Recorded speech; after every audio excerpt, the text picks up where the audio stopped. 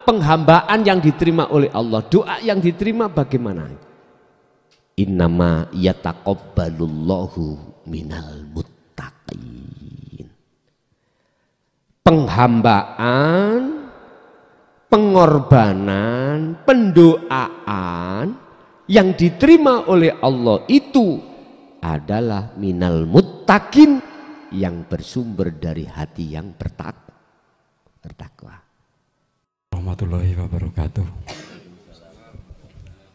Ini Gus, sebagian besar manusia itu selalu berdoa untuk minta yang enak-enak.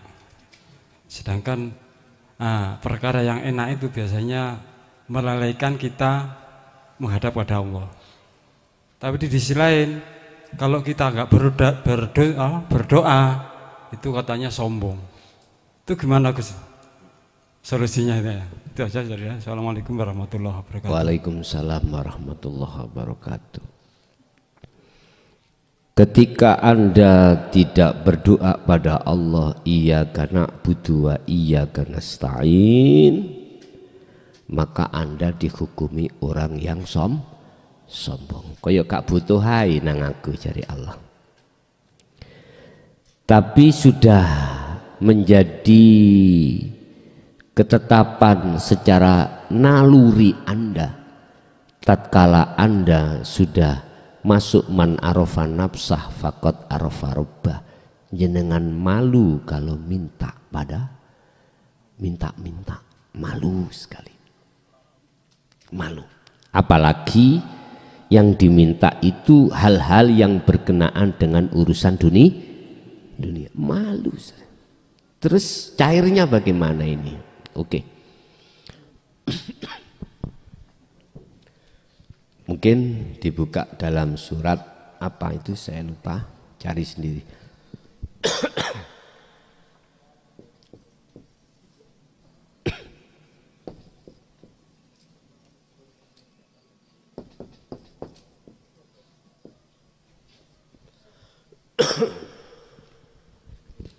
Ud'uni itu secara umum diartikan jalu osiro kabeh. Kalau boleh saya berpendapat Pak ya, boleh berpendapat. Bagi saya pribadi, ud'uni itu saya artikan kembali, menemui. Padha nemu ana sira kabeh ni ing ingsun. Padha mara sira kabeh ni ing ingsun Allah. Tapi bukan berarti saya tidak sepakat dengan arti jalu osiro ing enggak, udah benar. Mengapa saya memakai pengertian ud'uni itu adalah moro, mendatangi Allah, karena Allah yang punya,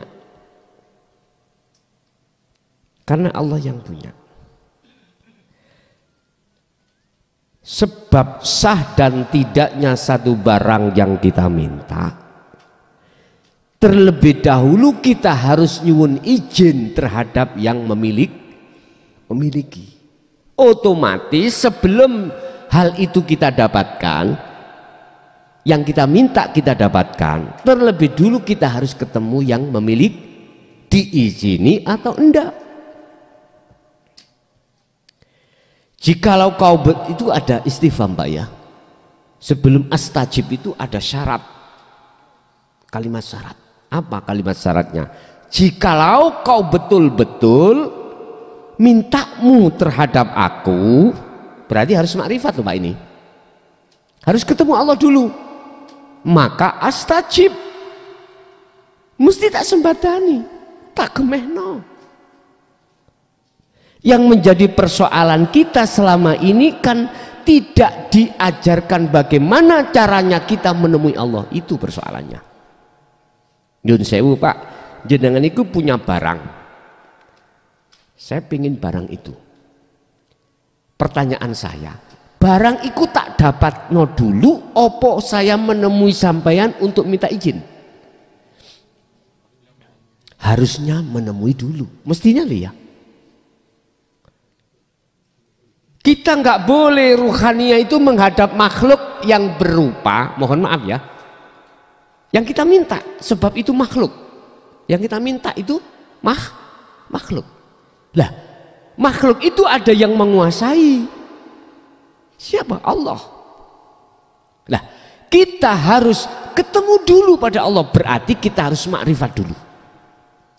Jalannya kita ke makrifat berarti kita harus masuk di dalam wilayah hakikat, tidak hanya syariat thariqat tok, tapi hakikat. Dengan begitu akan bisa sampai ke makrifat. Oke Bapak, kita syariat punya sepeda, kita thariqah punya jalan, tapi kita nggak ada hakikat tujuan. Tak takokin jenengan, Pak ajenge teng pundi nggo sepeda niki mboten enten hakikate lho ya, nggak ada tujuan. Ngetokno sepeda. Nang ndi Pak? Embo, pokoknya aku ngetokno sepeda. Gak ada tujuan. Ikilah kalau boleh saya katakan orang bingung. Mohon maaf ya, mohon maaf. Saya cuman memberikan satu pembukaan ilmu ben paham.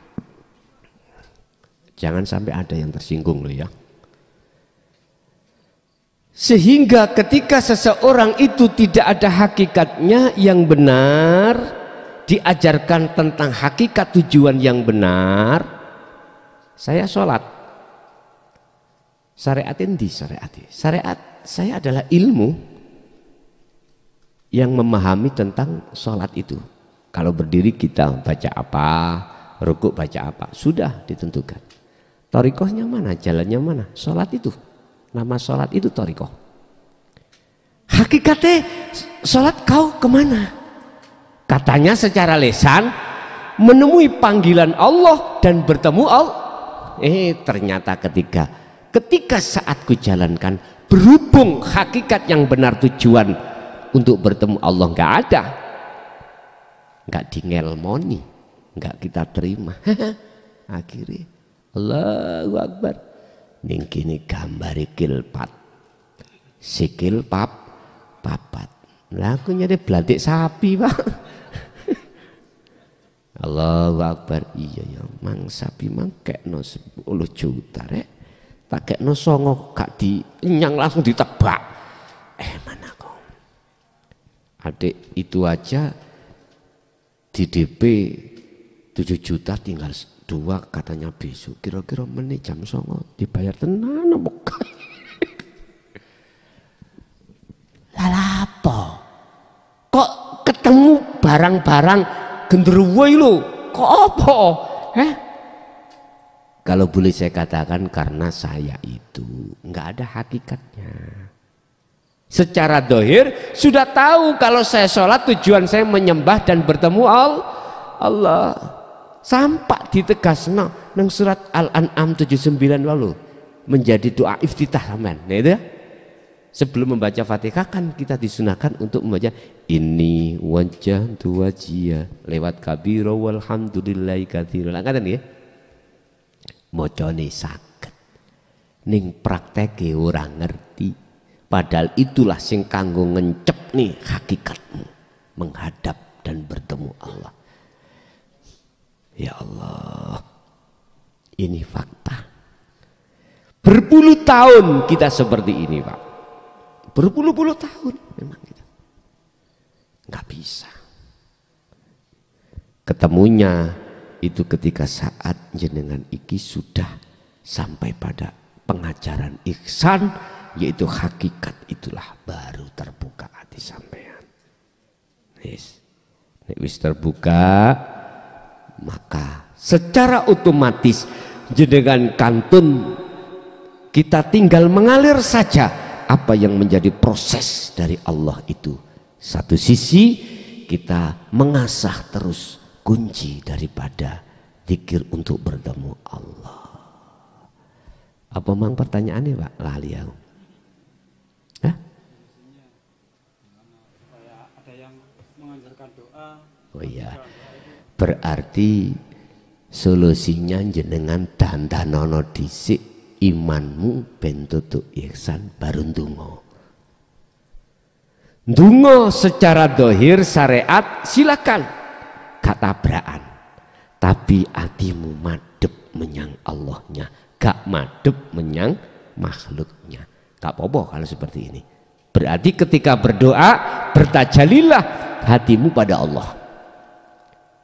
Walaupun secara syariat kamu minta nopo silakan, tapi ruhaniyahmu itu harus menghadap bertemu Allah. Kalau sudah sampai di situ, astajib lakum. Al-Maidah ayat 29 kalau nggak salah, 29 atau 27 saya lupa. Mana penghambaan yang diterima oleh Allah, doa yang diterima bagaimana? Innama yataqabbalullahu minal muttaqin.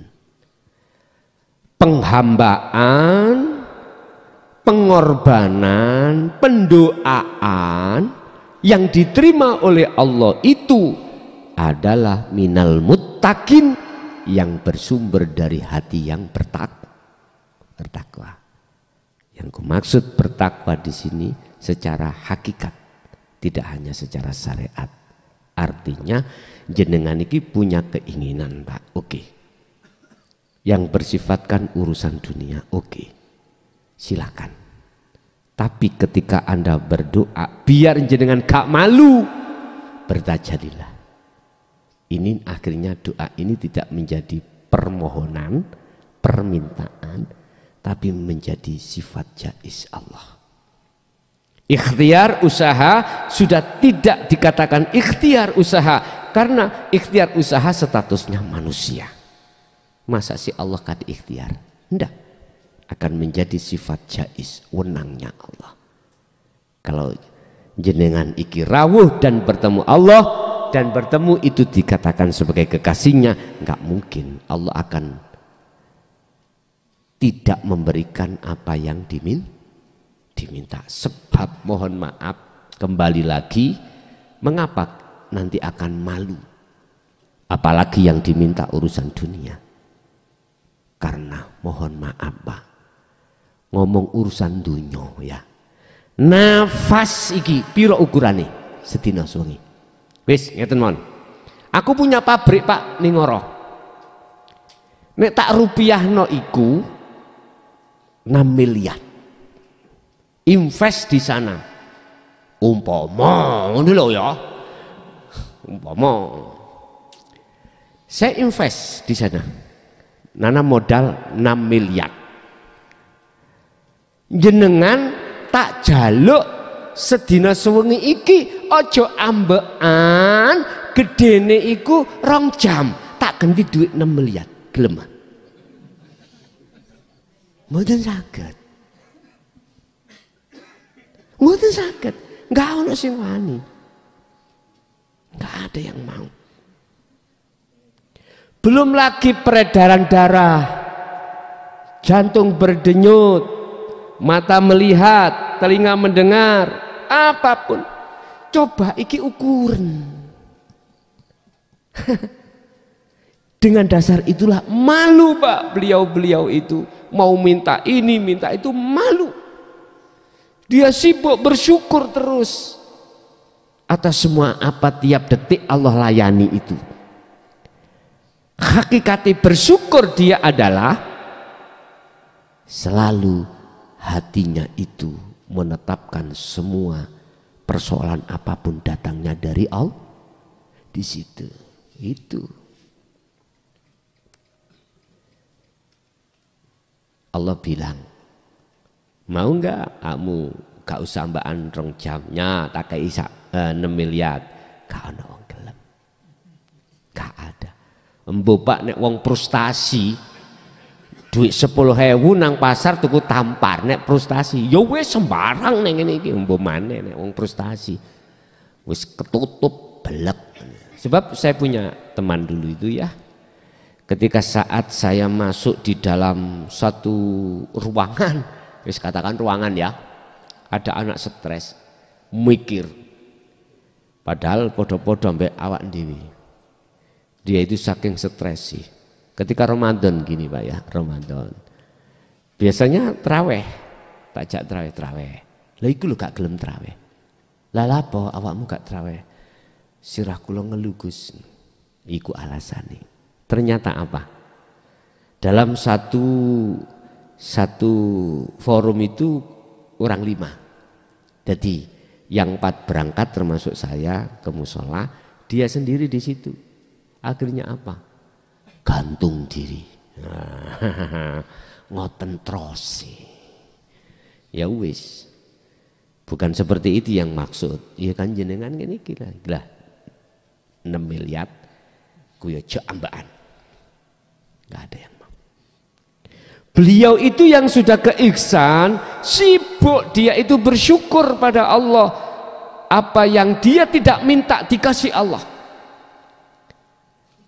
Enggak dia minta. Enggak diminta maksudnya secara bahasa lesan syariat enggak. Dengan sendiri ya dilayani Allah. Apalagi urusan-urusan selain itu. Itulah letaknya mengapa dia malu pada Allah, karena banyak di antara pemberian Allah, anugerah Allah yang tidak bisa diukur dengan ukuran duniawiyah. Ini yang selalu dia sibuk bersyukur di situ. Dengan posisi seperti itulah Pak, maka apa yang dia inginkan dia walaupun tidak muncul, selalu dituruti dening Gusti Allah. Kadek jaluk badan. Memang secara syariat betul Pak, nek gak minta nang Allah dikatakan orang sombong. Cuman secara hakikat beda lagi. Kita memandang dari kacamata mana.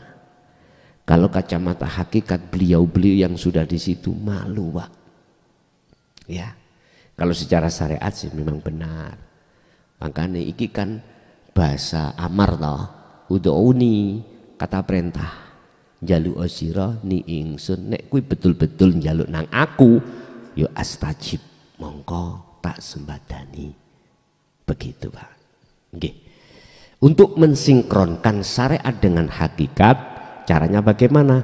Tetap bahasa syariat apalagi di muka umum dijalui apa donga nang ngene tahlilan nang apa lakukan, tapi hatimu tetap bertajalillah.